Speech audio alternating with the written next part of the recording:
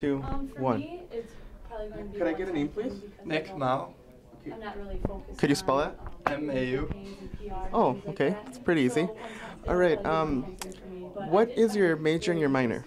I'm a public health major and I'm a psych minor, and right now I'm in COM 290, which is a health communications class. All right. So the word is that your class is doing a project, a health project, if that's correct. Could you elaborate what your project is about? It's kind of a two-pronged test. We're trying to promote smoking free, but as well showing the side effects of smoking on your lung capacity. So we're going to be testing your lung capacity smokers versus non-smokers.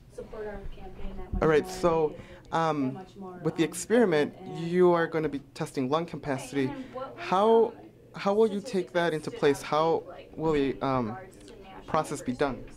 We're going to be using this medical instrument called a incentive spirometer, and it measures when you breathe out, you take a really deep breath and then slowly breathe into this mechanism, and it reads your lung capacity on the dial. And we're going to be doing that smoking versus non-smoking to see the negative effects of smoking on your lung capacity. Okay. Do you think that through this experiment, you're going to be able to maybe encourage students on a college campus to smoke less or smoke more? How do you think these results will affect the college campus? I think it'll encourage students to either quit smoking or to not smoke at all if you haven't already, because I think we're kind of coming at a different approach than the typical just say no, just don't do it. Like you're getting real physical results. You're seeing how your lungs work, and if you're smoking and people see a smoker, their results when we show this barometer, they're gonna see that as maybe like a kind of a wake-up call. Like, I don't want my lungs to work, and especially at this age, imagine like how it could be later on in life when your lungs start to just decrease normally. So.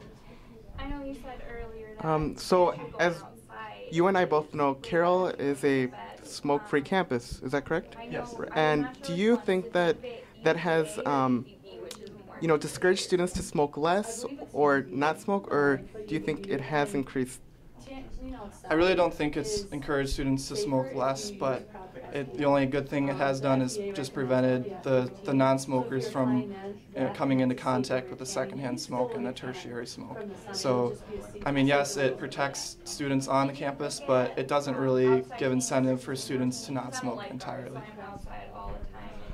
In your project, were there any interesting new facts, related to smoking that you didn't know before that, really caught your attention when planning this project?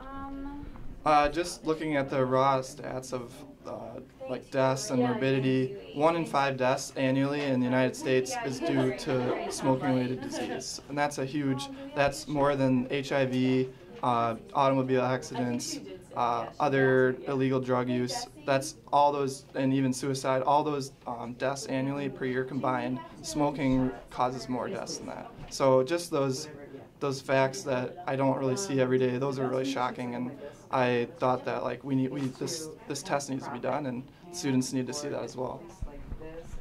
All right, personal question, do you know people in your family who are smokers?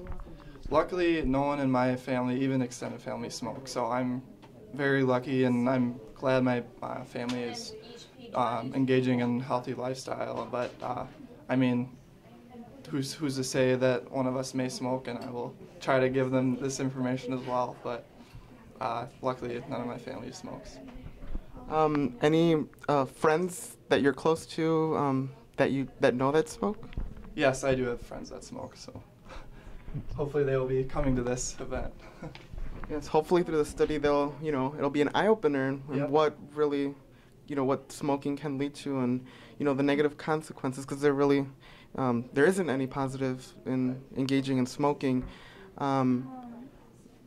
With the project that you're doing with smoking, do you think that the effects through secondhand smoke will also have an effect on those who actually don't smoke the tobacco?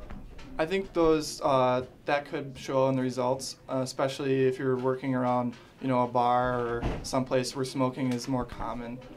Those people that will show up in their lung capacity, and it will be detrimental to the effects of their lung capacity. So. All right. Well, that's all the time we have. I hope the study goes well. To really encourage the students to not smoke and stuff. And thank you. Thank you very much for having me. Yeah.